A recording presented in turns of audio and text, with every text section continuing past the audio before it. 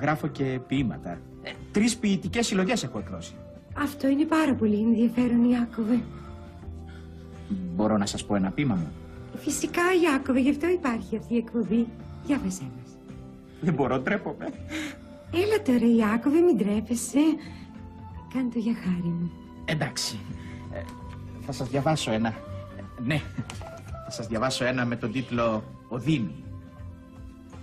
Οδύνη. Μες στο βλέμμα σου το κρύο είχα διαβάσει το αντίο πριν το πεις, καλή μου, εσύ, στη στερνή μας εκδρομή. Κι ανέλπιστα επιάστηκα στις προδοσιάς τη φάκα, στην καλαμπάκα, στην καλαμπάκα. Μες στο δίλητο μαβί μου είπες, φύγε βλάκα, στην καλαμπάκα, στην καλαμπάκα. Κι πια του πόνου το ποτό με την τζανάκα, στην καλαμπάκα, στην καλαμπάκα. Μα είναι υπέροχο, Ιάκωβε. Γιατί είναι βγαλμένο από τη ζωή, γι' αυτό!